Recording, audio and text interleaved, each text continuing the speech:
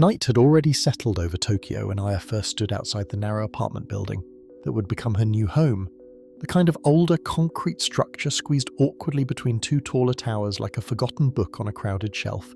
its faded balconies cluttered with laundry racks and plastic plants that rattled softly whenever the evening wind moved through the alley. She had found the apartment online after weeks of searching through listings she could barely afford, and when she first saw the price, she assumed it had to be a mistake, because nothing in this neighbourhood ever rented so cheaply. Not this close to the train station, and certainly not a place with a full kitchen and a separate living area, yet when the landlord showed it to her that afternoon, everything seemed normal enough. Just a little worn, the paint slightly yellowed and the floorboards creaking faintly beneath her shoes, but nothing alarming, nothing that would explain why the rent was almost half of everything else nearby. And when she asked the landlord about it, he had only shrugged in a way that suggested impatience rather than secrecy, and said the previous tenant had left suddenly, so he wanted the room filled quickly, which seemed reasonable at the time because Tokyo apartments changed hands constantly and people moved for all kinds of reasons. Jobs, relationships, family emergencies, the quiet chaos of city life that never paused long enough for anyone to question it too closely. The apartment itself was small but comfortable, with a low ceiling and a single wide window overlooking the narrow alley below where delivery scooters buzzed past like mechanical insects. And built into the walls were several pieces of furniture that immediately caught Aya's attention. A tall wardrobe near the entrance, a wooden bench under the window with storage beneath the seat, and a large built-in bed frame pushed against the far wall, all of them crafted from dark wood that looked older than the rest of the apartment, as if they had been installed decades earlier when the building was first constructed. And while built-in furniture was common in older Japanese apartments, these pieces seemed unusually deep, their compartments extending farther into the walls than she expected. But she assumed it was simply an efficient use of space, designed to maximize storage in such a small room. Moving in took most of the evening, boxes stacked like uneven towers around the room, as Aya unpacked books and dishes, while the city outside gradually shifted from the bright rhythm of daytime traffic into the quieter hum of night trains and distant conversations echoing through the alley, and by the time she finally sat down on the edge of the built-in bed, she felt the familiar exhaustion that came with any move, the strange awareness of being somewhere new, where every sound carried a different meaning than it had before. At first, the apartment felt perfectly ordinary, almost comforting in its simplicity, the faint scent of old wood and detergent lingering in the air, as if previous tenants had left behind only traces of everyday life. But during her first week, Aya began noticing small details that didn't quite align with the calm routine she was building inside the room. Tiny things that would have been easy to ignore if they had happened only once, yet they repeated themselves just enough to linger in the back of her thoughts like a quiet question she couldn't fully articulate. The first time it happened, she assumed she had simply misplaced something. A small yogurt cup she remembered leaving in the refrigerator that somehow vanished overnight. But she lived alone and rarely invited friends over, so when she noticed the missing food, she laughed it off and blamed her own forgetfulness, telling herself she must have eaten it earlier and simply forgotten. Yet 2 days later, the same thing happened again, when a bag of bread she had just bought seemed strangely lighter the next morning. One slice missing from the middle of the stack, even though she distinctly remembered placing the unopened bag inside the refrigerator before going to sleep. For a while, Aya convinced herself it was nothing, the normal confusion of settling into a new place. But as the days passed, other oddities began appearing around the apartment, objects shifting slightly from where she left them. The lid of the rice cooker resting crooked instead of sealed, a cabinet door in the kitchen occasionally left open even though she was certain she had closed it before leaving for work, and each time she returned home in the evening, she felt the faintest sense that the apartment had subtly rearranged itself during her absence like a stage reset between performances. Still, none of these details were dramatic enough to cause real alarm, and Tokyo apartments were full of strange noises and quirks. Pipes that ticked at night, wooden beams expanding in the cold, the distant thud of neighbours moving furniture above or below. Yet one particular sound slowly began to separate itself from the others. A faint shifting noise that seemed to come from somewhere inside the walls near the wardrobe by the entrance. A soft scraping that lasted only a few seconds before disappearing entirely. The first time Aya heard it, she was lying in bed reading,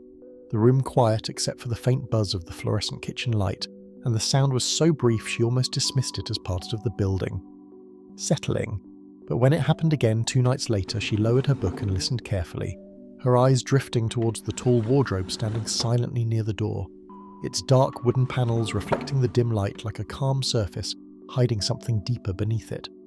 She walked over and opened the wardrobe doors, expecting perhaps to find something loose inside, maybe a hanger slipping from its hook or a forgotten item left by the previous tenant.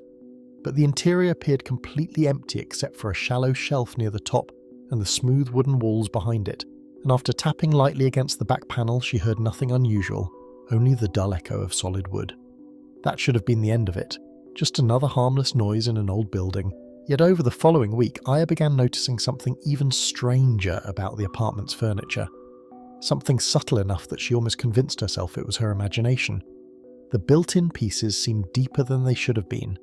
Not just the wardrobe, but the bench beneath the window and even the bed frame, as if the compartments extended farther into the walls than the room's dimensions suggested. And when she measured the interior space of the wardrobe one evening out of idle curiosity, she found that the back panel sat several inches farther than expected, creating a narrow hollow gap behind the shelf that shouldn't have existed according to the apartment's floor plan. At first, she found it mildly interesting, perhaps just an architectural quirk from when the building was constructed decades earlier, but as she continued examining the furniture, she began noticing faint marks along the edges of the panels, small scratches around the screws that looked newer than the surrounding wood, and tiny dents near the corners as if someone had removed and replaced the boards many times before, which seemed odd for furniture that appeared otherwise untouched by age. Aya tried to ignore the thought forming slowly in her mind because it sounded ridiculous even as it took shape. Yet the feeling that something about the apartment didn't quite fit refused to fade. And late one night, as she lay in bed listening to the distant rumble of the last train passing through the station, she heard the faint scraping sound again, clearer this time, coming unmistakably from somewhere behind the wardrobe's wooden panels. A slow shifting noise followed by what might have been the softest sound of breathing before the apartment returned to perfect silence, leaving Aya staring into the darkness of her room with the uneasy sensation that the furniture around her might not be as empty as it appeared. Aya lay perfectly still for several minutes after the sound faded, staring at the dim outline of the wardrobe across the room while the silence in the apartment grew heavier than before, the kind of silence that makes every tiny movement feel amplified, even the slow rhythm of her own breathing. And eventually she forced herself to sit up and listen more carefully, half expecting the noise to repeat itself immediately now that her attention was fixed on it, but nothing happened. The wardrobe stood motionless like it always had, and the faint hum of the refrigerator returned as the only sound in the room, yet the feeling that something had shifted inside the apartment refused to leave her mind. The next morning she woke earlier than usual with that same uneasiness lingering in the back of her thoughts, and before leaving for work she found herself standing in front of the wardrobe again, examining the panels more closely than she had before, noticing how the wood around the edges looked slightly worn in places where fingers might grip it, small polished spots that could have come from years of normal use but somehow looked different now that she was paying attention to them. When she opened the wardrobe doors, the interior looked exactly the same as it had the night before, empty and still, except for the shallow shelf near the top. But as she leaned forward to inspect the back panel, she noticed something she had missed earlier.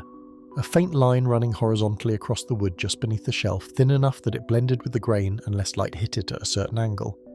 And when she pressed gently against that section of the panel, she felt the slightest movement, not enough to shift visibly, but enough to suggest the board wasn't completely fixed in place.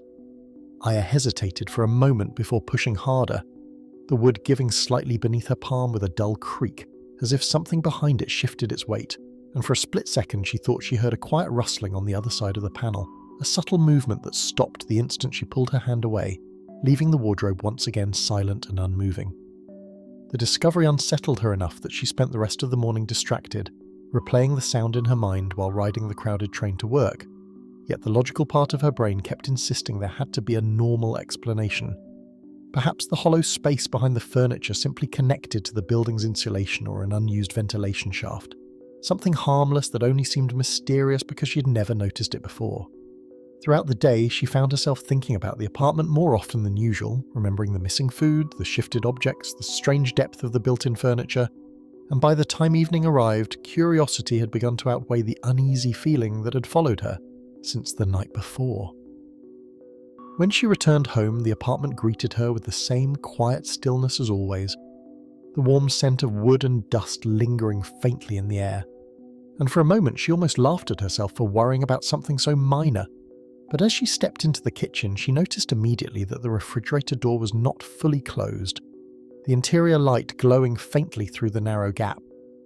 Aya paused, staring at the refrigerator with a tightening feeling in her chest because she was certain she had shut it before leaving that morning, yet the door now hung slightly open as if someone had been standing there only moments earlier. And when she walked over and pushed it closed, she noticed that the bag of bread she had bought the previous evening was once again lighter than before, another slice missing from the middle of the stack. This time the explanation of forgetfulness felt harder to accept, and the quiet apartment around her suddenly seemed less welcoming than it had during her first week there. The narrow walls pressing in with a subtle sense of watchfulness that made every shadow feel deeper than it should have been. After eating a quick dinner, Aya returned to the wardrobe with a screwdriver she had found in one of her moving boxes, telling herself she simply wanted to confirm what she had already suspected, that the hollow space behind the panel was nothing more than an architectural gap. Yet as she loosened the screws along the edge of the board, she couldn't ignore the strange stillness in the room, the feeling that the apartment itself was holding its breath. The screws came out easily, their metal threads sliding free with soft clicks that echoed louder than expected in the quiet room. And when the final screw dropped into her hand, Aya pulled gently at the panel until it shifted outward, revealing a narrow opening behind the wood that disappeared into darkness beyond the wardrobe's interior wall. At first, she saw nothing but shadows, the hollow space extending several feet into the structure of the building, yet as her eyes adjusted, she realized the gap was much larger than she had imagined. Not just a shallow cavity, but a crawl space wide enough for a person to move through, its interior lined with unfinished wood beams and insulation that formed a cramped tunnel stretching deeper into the walls of the apartment. The discovery left her frozen in place for a moment, the screwdriver still clutched in her hand while the quiet darkness inside the crawl space seemed to stare back at her, and then she noticed something that made her stomach drop. Tucked against one of the wooden beams just inside the opening was a small plastic bottle of water, half empty and covered with faint fingerprints that looked far too recent to belong to the building's construction decades earlier. Next to the bottle lay a folded blanket and several crumpled food wrappers that matched the brands she'd been buying from the convenience store near the station, their colourful packaging partially hidden in the shadows but unmistakably familiar.